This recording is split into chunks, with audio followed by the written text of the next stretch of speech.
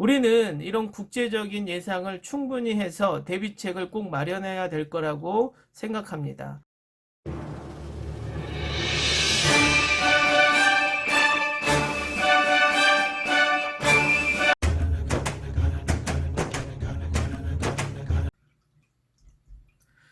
안녕하세요. 정치를 품격 있게 풀어드리는 정치클래스TV의 심상만입니다. 오늘은 미국의 퓨 리서치가 조사한 코로나 대응 어느 나라가 잘한다라고 생각하나 대한민국이 25%를 얻어 미국인의 시각에서 한국이 코로나 대응을 가장 잘하는 나라로 보고 있는 가운데 그 기사를 본 미국 반응과 일본 반응을 통해 일본인과 미국인이 대한민국을 바라보는 시각의 차이에 대해서 이야기해 보겠습니다. 일단 퓨 리서치에 대한 미국 반응입니다. 한국을 잊지 말아주세요. 한국이 최고입니다. 저는 대만, 뉴질랜드 그리고 한국이라고 생각합니다. 호주, 뉴질랜드 그리고 한국이죠. 다음은 퓨 리서치 결과의 일본 반응입니다. 자화자찬, 제멋대로의 해석이라고 느낍니다. 혹은 사생활 침해가 우려되는 K방역이 잘 이해되지 않는 결과라고 생각합니다. 어차피 또 국내용 한국 언론과 정부의 조작일 것이다. 검사키트도 정확도가 이상하고 경제, 위안부 문제 등 문정권도 위험해서 이렇게 하지 않으면 폭동이 일어나지 않을까? 발표의 숫자가 맞다면이라는 전제를 달기 바란다. 대만은 또 어떻게 돼가고 있는 거죠? 이 표는 한국어로 인식된 것 같지만 원문을 보지 않으면 뭐라고 할 수 없다. 그것을 부추겨서 세계 제일이라고 말하고 싶냐? 미국과 일본의 반응을 보면 이 두 나라가 대한민국을 어떻게 생각하는지 극명하게 보여주고 있습니다. 미국의 경우 계속되는 트럼프의 코로나 대응 한국과의 비교가 아마도 미국의 국민들에겐 역효과가 나서 한국을 더 잘하는 나라로 비춰진 것이 반영된 듯하고 일본의 경우 언제나 그랬듯 질투심이 강하게 나오는 것으로 보입니다. 또 싱가포르 조사기관 블랙박스와 프랑스의 토로나가 조사한 코로나 대응에 대한 자국의 평가를 묻자 한국 국민은 21%가 매우 잘했다. 미국 국민은 32%가 매우 잘했다.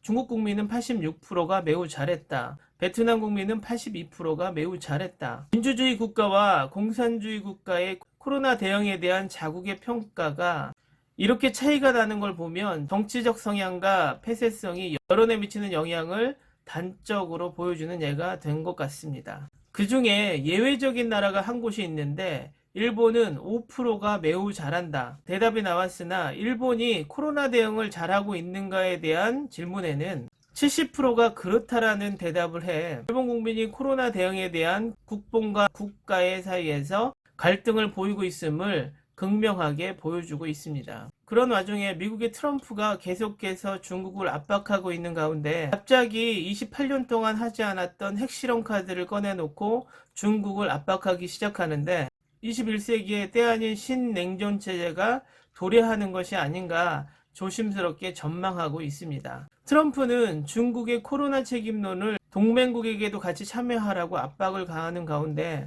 한국도 일본도 한국은 사드 사태, 일본은 히토르 사태 때문에 겪은 교훈 때문에 중국과 긴밀한 경제관계를 맺고 있는 이 두 나라가 선뜻 미국의 손을 들어주기란 힘들 것으로 예상되며 그야말로 두 나라는 고래 싸움에 새우등 터지는 사태가 일어날까봐 노심초사하고 있습니다. 우리나라는 미국의 사드 배치 문제 때문에 경제적 손실을 엄청나게 봐왔고 지금 코로나 팬데믹 상황에서 그나마 꾸역꾸역 버티고 있는 가운데 다시 한번 미국의 압박으로 중국의 압박에 동참한다면 경제적 타격이 불가피할 것으로 예상됩니다. 문재인 정부에 들어서 중국 중심의 경제 교역을 제3국가 아세안으로 다변화하려고 노력하고 있지만 아직까지 중국과의 교역량이 많이 차지하고 있기 때문에 고심이 클 것으로 예상이 됩니다. 트럼프는 방위비 압박을 하면서 동맹국을 강조하는 모순된 행동을 보이고 있는데 트럼프도 양심이 있으면 동맹국에게 당근은 주지 않으면서 희생만 강조한다는 것은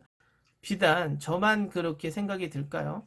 대한민국도 제2의 사드 사태 같은 일이 벌어지면 안 될 것이고, 이번 동안 중국인 관광객과 많은 부분을 중국 경제에 의존하고 있어서 쉽게 미국에 동참하기 어려울 것입니다. 일본 또한 제2의 히토류 사태를 걱정해야 하기 때문입니다. 그런데 일본은 하나의 변수가 생겼습니다. 아베 내각의 지지율이 27%로 급격하게 떨어지면서 아베는 어차피 잃을 게 없다라는 생각으로 자신의 위기 국면을 또 밖으로 돌리려고 한국과 중국을 공격하고 나설 수 있다라는 예상을 하며 자신들의 경제보다는 미국과의 동맹국임을 내세우며 신냉전 체제의 동참자로 적극적으로 나설 수 있다라는 예상을 제가 해봅니다. 우리는 이런 국제적인 예상을 충분히 해서 대비책을 꼭 마련해야 될 거라고 생각합니다.